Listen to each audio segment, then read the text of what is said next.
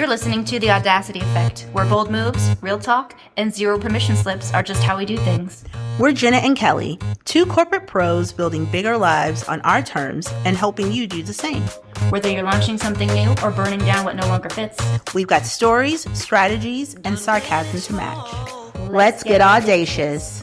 Bold moves, real talk, no permission slips. Gotta give him my all.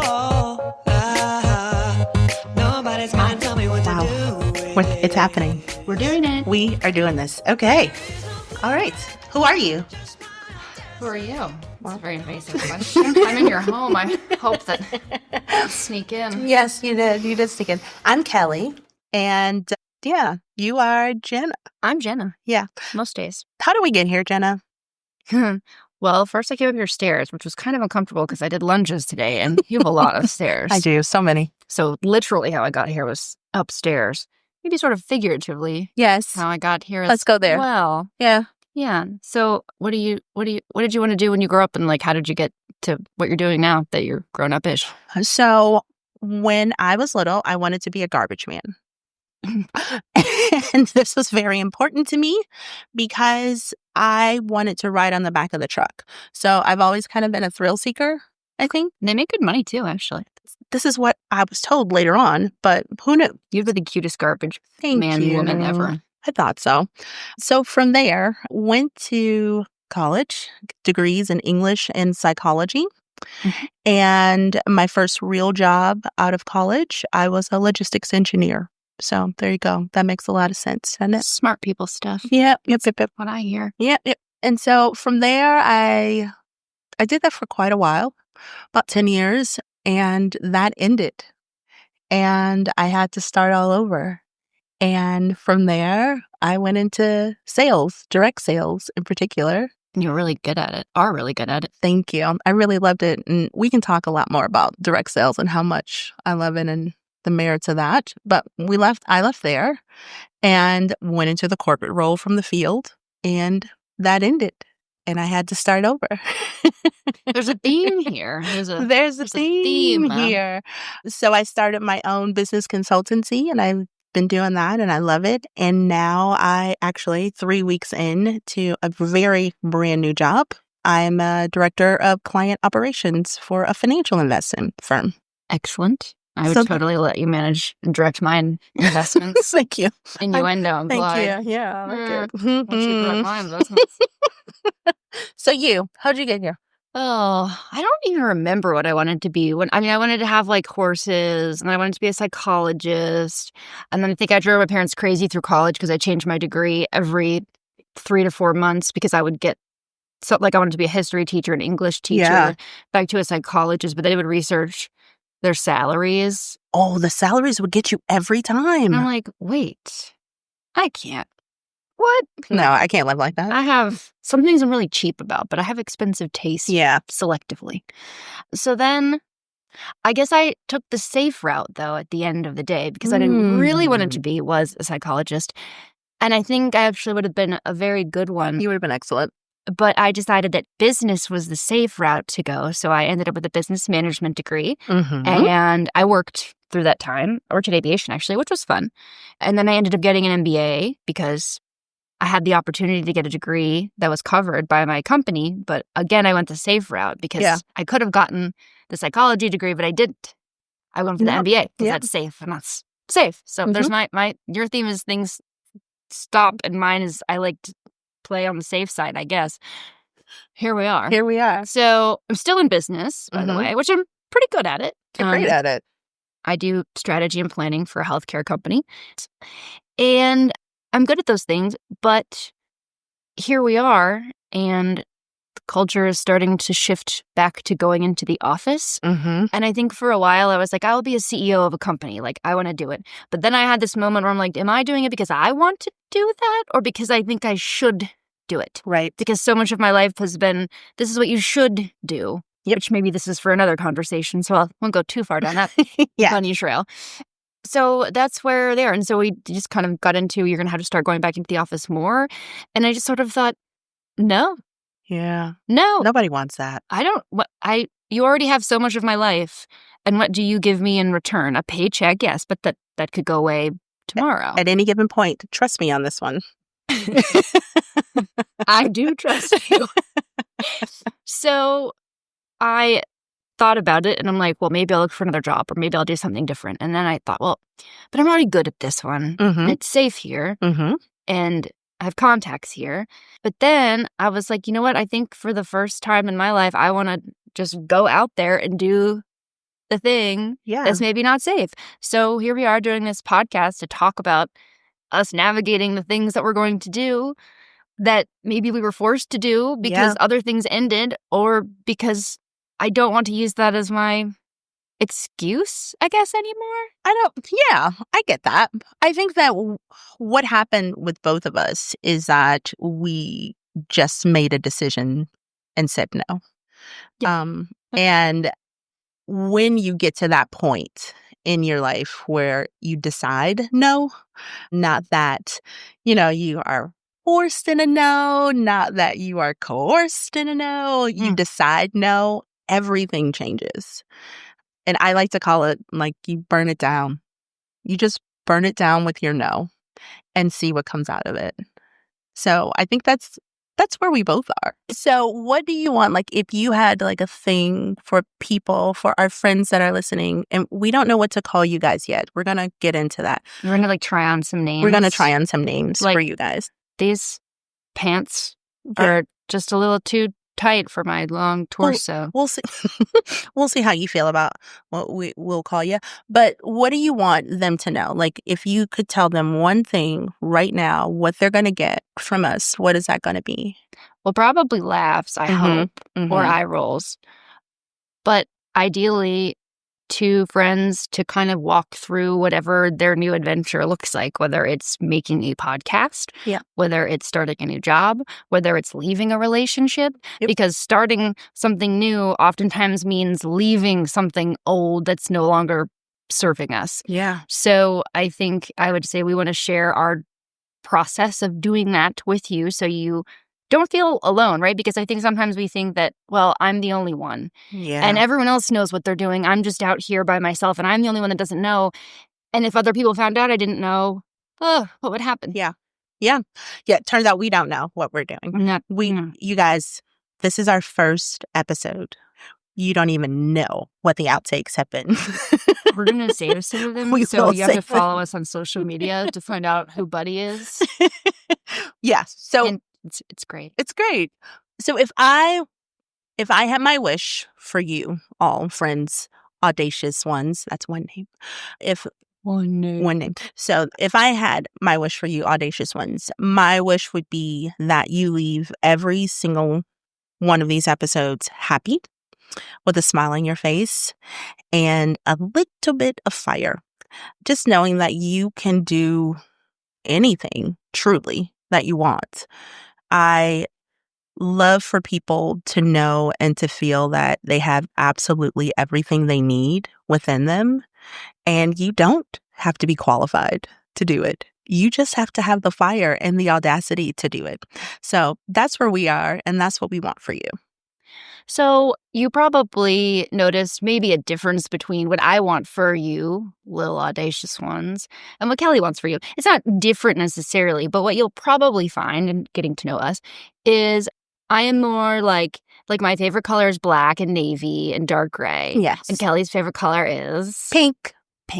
So, there's the little dark humor over on this side and the sweet, adorable humor on the other side. And so that's kind of the vibe that we bring. So we'll see how that plays out. I mean, there will be some cussing because I love Jesus.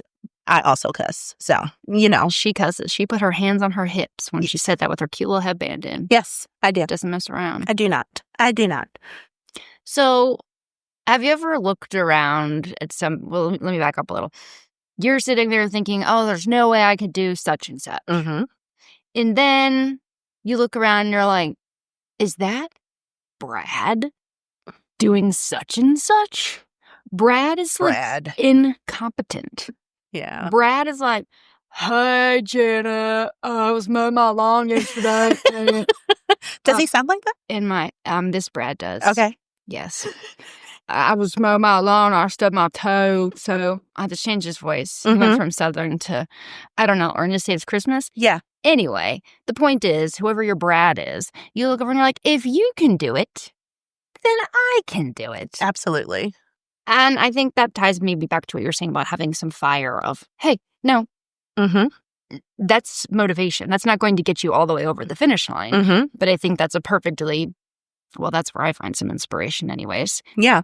It's oftentimes you find people that are wildly unqualified doing the craziest thing, and they're going for it. Like, they're going for it and they're making mistakes. And so if you ever think like, I just can't do it, you absolutely can. Look at that Yahoo that had no experience whatsoever. Yeah, like the people that run every country in the world, it seems like lately. Yes. There's that. So yes, you can do it too. So how do you get started doing the audacious, bold thing? I think first what you need to do is put up a picture of Brad in your bedroom. Oh, God, I don't want to see him in my bedroom. How about in your mudroom? Okay, that's better. We'll put Brad in my mudroom. That's first. You suck, Brad. You suck, Brad. But you suck because you don't really suck. Yeah, I know. But you suck if you let Brad do it and you don't. Okay, continue. Yeah. So, first of all, first thing you do is get a pros and cons list. I thought you were going to say Prozac. No, pros and cons. Okay. You get a pros and cons list. To be fair, pros and maybe cons. You also need Prozac. Mental health is important. Maybe it is very. Pros and cons list, and take a look at the things that you really love to do. I would grab three that make your heart happy. Again, you don't need to be qualified for this. And look at the pros and the cons of that and how that's going to work for you and in your life. And then next, you have to make the time to find out, to Google. My God, a Google search will help you in so many ways. A chat GPT prompt will help you in so many ways, but you have to make the time to do it. And making the time, how it's easy to say, to make the time, but you actually have to do it. For me, making the time look like I'm not going to scroll. Instead of scrolling, I'm going to really start paying attention and listening to that book and getting some things together. It looked like maybe instead of hanging out with my girlfriends that one time, I'm going to sit down and write things and actually get it done. It looked like taking some time off work and actually working on what was important to me and what I knew I needed to move forward. So I really want to stress that it's not easy at all. Let's not be mistaken that it's easy. It's not easy. It is effort. It is work. And it is really an intention, setting an intention. What part of this do you think can be, if it was for somebody else, you wouldn't deprioritize it, right? That happens to me a lot. I get, well, I was planning on doing this. Like, I really want to write a book, slowly working on a book. I promised myself I would block 15 minutes a day to write this book. Well, I haven't done it since I got back from vacation. So, and that's because people, other things need me. And I think I'm not one of those people that's like, you have to love yourself, but you sort of do a little bit to then, what is the airplane thing? Yeah. Like put your seatbelt Put on your before you seatbelt on help first. others. Yeah. So if everything that I do is not important, but everyone else's stuff is important, I don't know. That's something that I struggle with a little bit, and I don't have kids or anything. So I feel like if you have kids and you're taking care of a family, that could be even more challenging. So what are your thoughts on how to get over that part, or maybe process or work through that to recognize that, no, these 15 minutes that I booked for myself, they're not negotiable? Yeah. So I'm going to back up a second. What you also need to look at first is why you're doing it. Like, why are you making the change? Why are you doing the thing? And if it's 15 minutes a day, remember why you're here. I'm here because I want to make my life better. I'm here because I have a story to tell. I'm here because what matters to me right now is this thing. And you take your 15 minutes, you take it. You are not given it. You take your 15 minutes and you do the thing. You set a timer. I set a timer for everything. I really do. You set that timer and you get it done. And then you move on and do everything else that you do for everyone else. But you have to take the time for you and remember why you're doing it. It's real easy to push something aside if you don't remember why you're there. That makes sense. Can you go back to the pros and cons list? So let's say that my thing that gets me excited is, I want to be an esthetician because I really like getting Brazilian waxes because I am a masochist a bit. Like, I like pain. You are. So, yes. So I'm making my pros and cons list. So, Yes. like, magic number 3 to 5 is what I always use at work. Yep, 3 to 5 is good. So pros are, I don't have any. Cons would be, I have to wax people's parts, and I have to make small talk with them Here we go with the small waxing talk. their parts. It's always a small talk. It is a small talk. It's a thing you... Okay, so I'm waxing their parts. I have to talk to them while I'm waxing their parts, and then I don't know, like I have to touch people. Yes. So what is your why? Why are you doing it? Oh, no, I don't know, because I think I could get a discount on my waxes because I'm hairy and I have to spend a lot of money on them. Right. Is that really going to outweigh the fact that you have to small talk people while you're waxing their parts? No, it's not. So that's not your thing. Okay, so that's a bad Yeah. Okay. Good to know. Yeah. Not worth the discount on my own wax. Please no. Okay. I just think maybe like working through some examples might be helpful. I like that. What else you got? Okay, let's see. How about a plumber? A plumber? Yes. You? Excuse me, I'm very passionate about this. I wasn't sure. We were talking about you. I feel like your face was offensive. Okay, sorry. I am sorry. Not handy, but that's irrelevant. So, okay, so the what's my why there? Yeah. Job security, because trade jobs are really hot Absolutely. right now, right? I get to make my own schedule-ish. I Sort guess, of, not really. Okay, don't mess up my pros list sorry. for me. Oh. So anyways, I could make my own schedule. Maybe I only plumb on Tuesdays. We don't know. I would have a trade job, so that would be security. And I would learn a new skill, and I wouldn't have to sit at my desk all day, which would probably be better for my butt. The butt was just accidental. Okay. Also Okay. to plumbing. Okay. I like it. Okay. So the cons would be, again, I have to talk to people literally about we're here. their shit. Yeah. Their shit. You have to talk. Literally. And figuratively, perhaps. Uh-huh. Because I don't know what it is about me. I have a very unapproachable face, but people are always like, like they want to talk, and They do want to talk to you. So if I was a plumber, that would be a problem. See, I'm a female and I have to go to the places by myself. Yes. So that could be dangerous. Yes. And probably the biggest con is that I would be a plumber. Yep. No shade to my plumbers out there. We love you, plumbers. Thank you. Thank you for being you. Thank you for doing the shit. Especially if you're really hot and you come to my house. Wow. With a basket. Wow. I mean, like not a basket, like one of those belts. The belt. Yeah. Tool belt. I'm very happily married, but it's nice to have a view. Sure. Okay, so that means... You're not going to be a plumber. Well, Okay. Nope. But I'm passionate about trade work. Not shit. That's true. You're not. So we're moving on from that. Okay, maybe... Okay, you guys, are you seeing? You got to work through the thing. Yeah. You got to work through the thing. But you got to start with your why. You got to start with why you're here, why it's important, why you're doing this, why this matters to you. And moving on from there is much easier. If you know your why, then I feel like you're halfway there. I think so. And then helps you keep like the passion when it's hard and when you have to deprioritize other things, perhaps wanting to get a discount on my Brazilian waxes is not going to be enough to get me through. No. So give me some examples of a why that would be a good why. Like, is a why I want to provide stability for my family? Is that a why, or is that not like self-centric enough? No, I think that is a good why. But I think any why is a good why if it matters to you. So again, if you are all about being a plumber and that's important to you and you love it and your why is because, damn it, that's just what I want to do, that's perfect. But your why has to matter to you, and it has to be the thing that gets you out of bed to make you do this when you don't want to. That's the biggest thing about your why. It's going to make you do the thing when you don't feel like it. So I created a journal, and I created a journal because I don't like to journal because people tell me when I have to journal, and it really pisses me off. And I don't want to journal every night. I don't want to journal every morning. And I don't think that I should feel guilty about that. And so I wanted to create a space for people like me who wanted to journal whenever they wanted to journal. And the thought of it scared me Because the journal police are real, y'all. They are. They like pop in your window in the morning and they're like, gosh. And they have "Have you written stickers. in your journal?" They have stickers and like tabs and They tag you like the Jeep people with ducks. I feel like it. Oh my God. I feel like it. But that was a thing for me. And I was like, I'm not the only one that feels like this. And I also want to have a space just for me where I'm not inundated with stickers.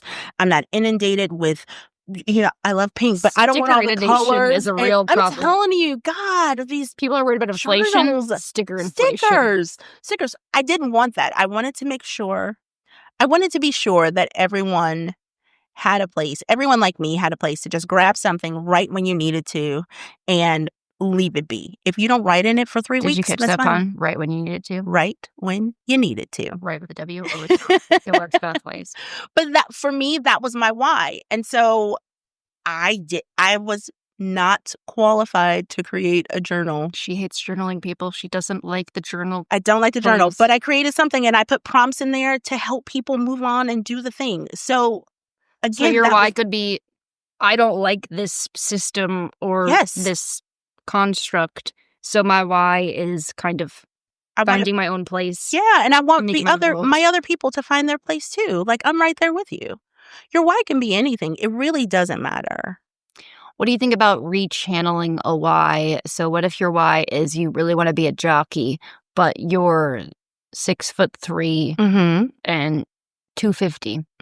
You're never going to be a jockey. No, that's not going to be your story. So maybe we drill down into, okay, why do you want to be a jockey? Yeah, we kind of get into it. And then perhaps if you identify the real root cause of the why, then you can achieve that why through an alternative means. Is that fair to say? Yeah, that's fair to say, because maybe you love and thought you wanted to be a jockey and you grew, you had that growth spurt. And so now that's not going to be your story, but you really just love horses and you want to be around it. And so now you have a horse farm. Hi, Jenna. Yeah. I didn't want to be a jockey. No. But yes, that's a thing. So does your why have to be something that makes you money? That's been maybe like I've been using career examples. So perhaps maybe we can talk about something not career based. You can tell where my orientation naturally gravitates to. I think your why has to be something that sets you on fire. That's it. I don't think it has to be career based. I don't think it has to be with the intent of making money, because not everything is going to make you money. And you have to be okay with that too. I didn't create a journal to make money. I created a journal so that people could have space. That wasn't my goal. I just wanted someone to have space like me. So I think a lot when we talk about your why, back to my direct selling days, I had this person, I had a pretty good sized team, and I had this one incredible woman on my team. And this is my first question always, like, why are you here? Why are you doing this? Why do you want this? And this one woman was there because she just wanted to get away from her children. That was her why. Her why was to get away from her children. Okay. And she wanted time. She wanted an excuse to have time to get away and get out of the house. She was a mom of 3 small children. They were like, I think, 3 under 4 at the time when she started, and she just needed space to be herself. I know you're cringing. I have a lot of thoughts about that, but I know. It's good for her. It is good for her. Not my story, but you say. No, not your story. But yes, so her why was just to get out of the house. It wasn't about money. Okay. So yeah, it doesn't have to make sense to anybody else either. That's true. So it's your why is finding your fulfillment in the world. So you get up every day and you're passionate about something. Yes. So perhaps the job that you do, maybe I am plumber and esthetician. I don't really like either of those jobs, but they enable me to do something that I am passionate about. Yeah. So that resonates with me, because that's why my thought when I chose the career path that I did was I knew I wanted to do something with horses, actually, and I do have horses. I know that they're not cheap. Yeah. So I didn't want to go the professional route necessarily, because I was worried about my hobby becoming something that was work. And then maybe you lose the passion. I mean, inevitably when you work, it just changes the dynamics of it, right? So I picked the career that would enable me to do those things. Yeah. So now, though, I'm at this weird, is precipice the right word, where But then the career can suck you in, and then that can be almost too much. And then is it worth the thing, like the reason that you started to do it to begin with? Because are you having to sacrifice too much of the reason that you're doing the job or the thing that you don't want to do that does not set your soul on fire? Maybe your anger on fire, but that's about it. Maybe hemorrhoids from sitting in your chair all day. So, and then that's where you say, hold up, this is not working for me. So I think where I'm going or what I'm asking is, what was your why can change, and that's okay. And it should. I think you change. You change and evolve. I definitely change. Yeah. So you're just getting really wrinkly. We're going to talk about that. But, you change and evolve. And so your why, absolutely, it has to change and evolve because it doesn't fit you after a while. And I think that's good, So even if you found your why before, you have to find it again and again and again. And that's actually a beautiful thing and a fun thing, right? Yeah. And so that can stop people from, maybe you found your why once, but now you're stuck and now it's not serving you anymore. And it's scary to go out and be like, oh, I have to start again? Yes. But I'm already so comfortable here. Yes. I did that already when I was young, or I did it whatever. And now like I'm here, and like, ooh, if I go over there, I don't know. Even like starting a new sport or a new hobby as an adult. Oh, man. I know. I can't pickleball, but that's awful. I can't do it. But yes, that's exactly it. So you got to get to the point where just knowing that it's not going to be easy, but it's going to be yours. Like, that's the beautiful part of starting over and starting a thing. It's going to be yours every single time. And you don't have to, well, you might share it with somebody. You might share it with somebody. Really wanted to. Did I ever tell you that I had a pastry business? What? I am finding this out live on the air. So I love to bake. Like, baking is my jam. It is, I love it. And I love to bake for people that I love. It makes me so happy. I don't have anything baked right now, but I probably will by the end of the day tomorrow because I just love it. It just makes me happy. Her face is lighting up, everyone. It really does. And so I decided, I was like, you know what? I'm going to have a pastry business and I'm going to bake all this stuff for all the people and do all the things. And it was great. And I even bought a new oven. I had a double oven so I could do all the baking. Oh my gosh, it was so great until it was not. Because what I learned. You don't like baking for people you don't love. I do not like baking for people I don't love. So I started this business and it was going really, really well. It really was. I was making money. I was doing great. And I absolutely hated it. What was your number one seller? Key lime cupcakes. Oh. Yeah. Okay. Key lime cupcakes I was number one. Maybe right after the Kelly post some recipes. Yeah, I'll post some recipes. I love doing that. But yeah, so my last order was 10 dozen cupcakes for a retirement. And after I finished doing that, I said never again. And the sad part about it is I didn't bake for almost a year after that. Oh, you killed it. I killed it. Yep. I killed it. That. Yeah. So again, maybe not make you money. It may not. That's okay. Some things can be enough just because you love to do them. Yes. And I think that's important because that matters. So again, maybe it's just me, but I doubt it. I think we always think that we have to be doing great, grand things, or to your point, like other people have to understand them. And they don't. No. And we have this one life and we get to be alive and we get to experience all the things, and like, why not go try and experience them? So I don't want to stay in the safe bubble anymore. I want to go try the things. And I've done things. I've tried things. Yeah. But always where I felt, whether accurate or not, probably inaccurate most of the time, where I get sort of control of the things and pushing myself to go out and do something where I don't know if I'm good at it or not isn't, scary. It's scary. But scary's good. Scary's good. We like scary. We like scary. Speaking of scary, my skin is getting scary. It's getting wrinkly. And Kelly has been telling me, people, for a long time that I need to do something different with my skincare. But up until now, I've just been able to wash my face with fragrance-free soap, and sometimes I put lotion on it. Close. But usually I don't. Do you know how many old bottles of toners that I have under my sink? I finally threw them away. But now I'm getting lines. So I bought some skincare and I bought some things. And so that's definitely part of my new journey, because my old skincare routine is not serving me. anymore.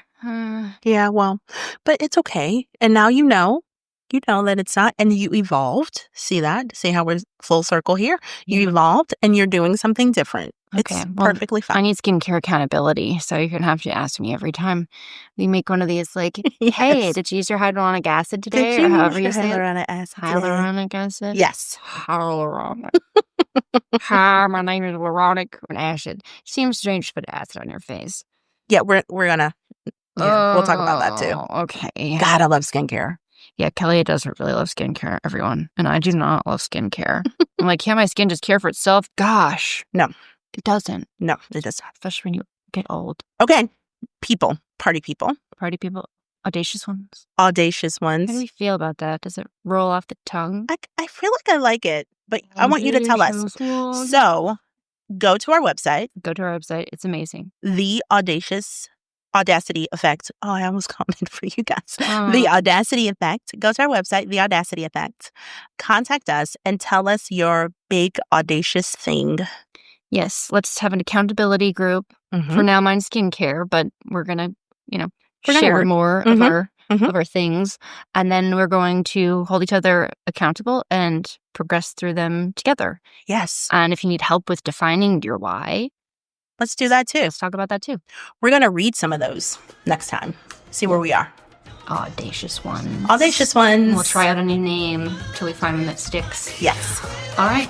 I guess until next week. Later, taters. Bye.